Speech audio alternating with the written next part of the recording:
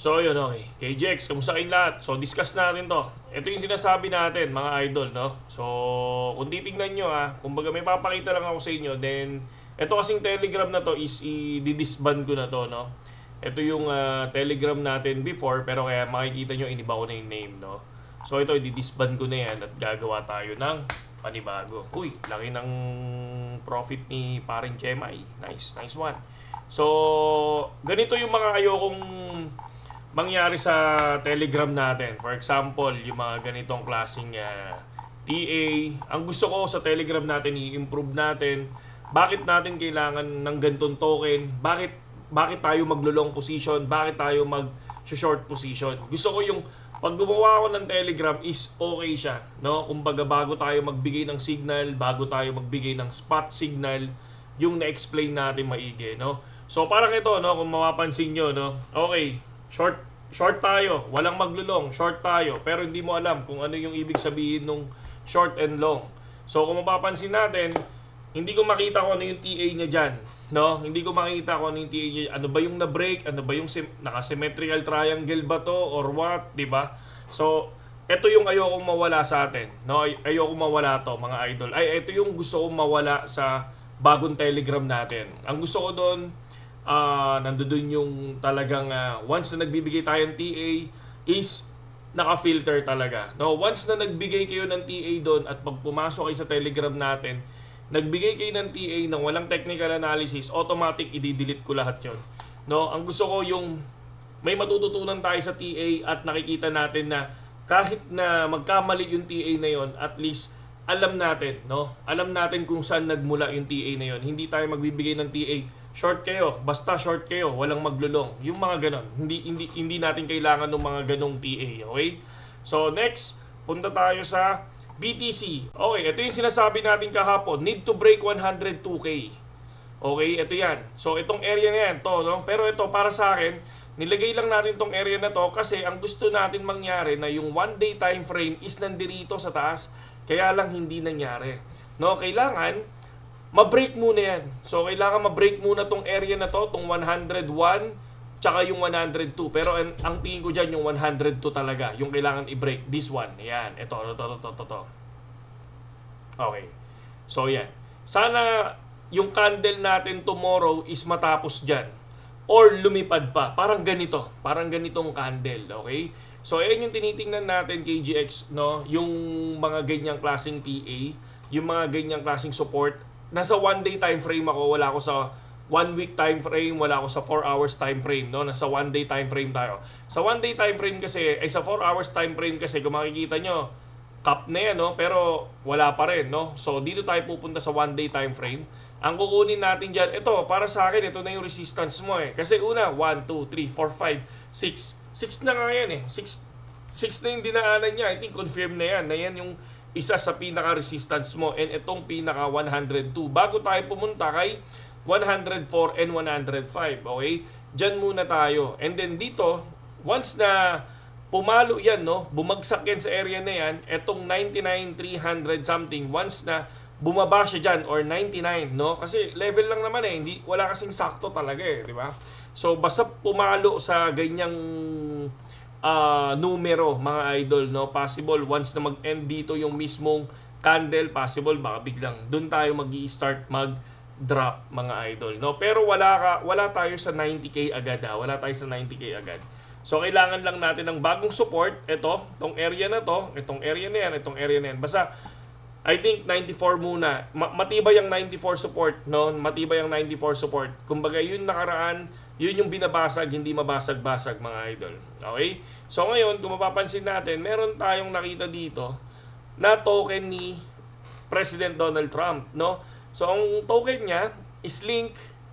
Tapos kung mapapansin nyo, yung Aave ba to? Si Aave, parang Aave.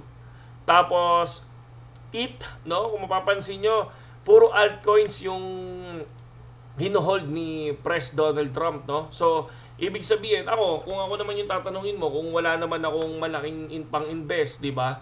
Kung kunyari, ang pera ko lang nasa 100,000 or 20,000 pesos, doon ako sa altcoins. Kasi, yun yung malaking chance na lumipad siya. Pagdating sa ETH naman, so, kailangan mo ng medyo mataas na budget para kay ETH and BTC.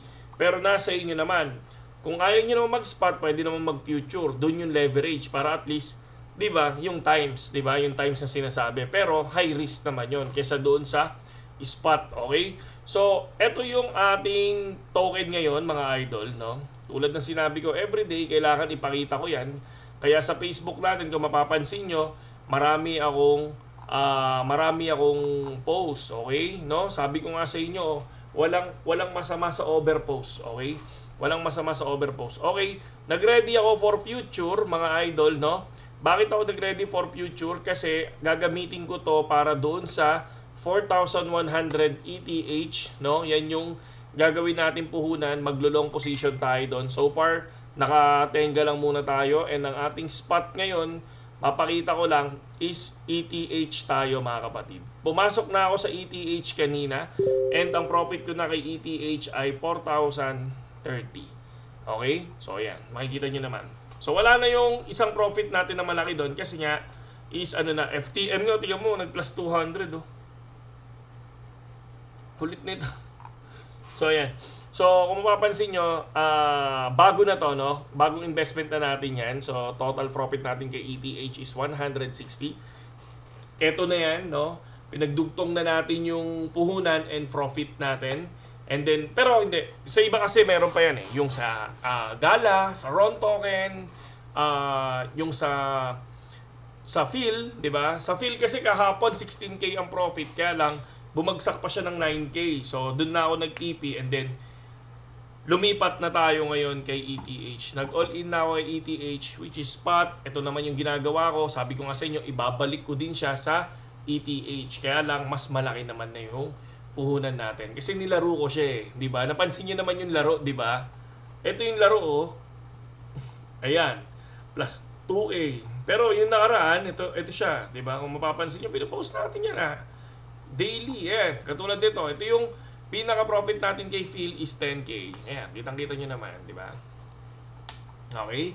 So, ganun din sa ginagawa natin. Kay Gala, di ba? So, ibaba nyo na lang yan, yung Facebook natin.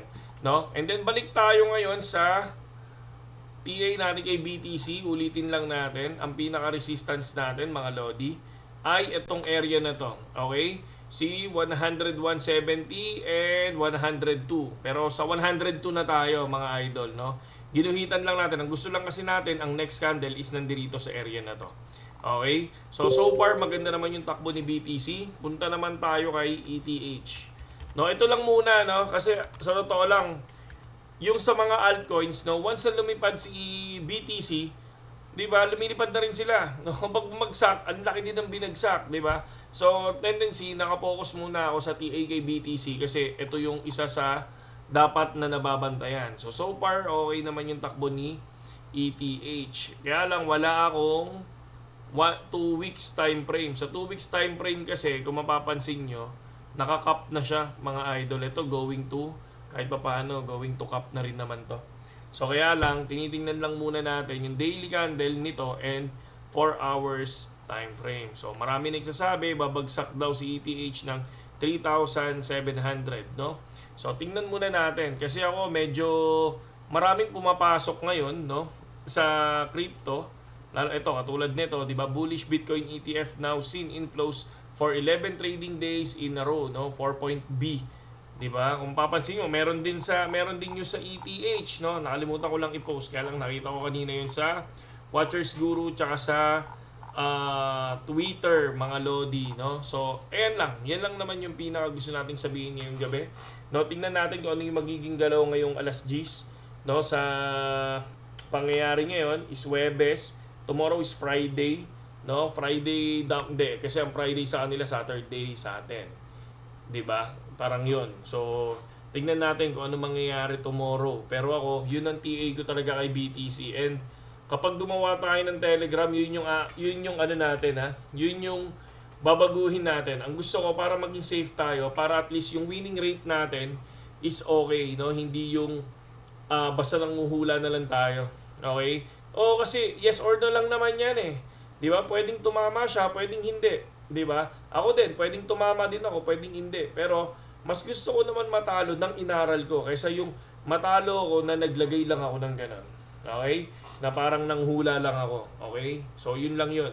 And then, ang dami ko nakikita nun sa Twitter. So, mukhang dun kinuha yun. Mga ganun, no? So, ayaw natin ng ganun, mga kapatid, no? Basta ang gusto natin, pag gumawa tayo ng Telegram, is ganun yung gagawin natin. Dapat may technical analysis. Paano nakuha to? Paano nakuha yung TA na yan? Tapos doon natin ilalapag. And then, bakit natin kailangan mag-ipon ng ganitong token? 'Di ba? Bakit kailangan na natin mag-short? All-time high na ba to? I-short na ba natin yan?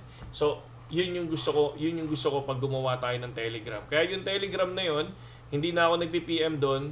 Soon, i-disband na natin yun, mga idol. Okay? So, ayoko na rin siya magamit ng iba kasi ako yung nag-create. Didisband natin yun, ikikik ko lahat ng mga tao doon. Okay? Saludo sa inyo lahat kay GX at magandang gabi sa inyo lahat.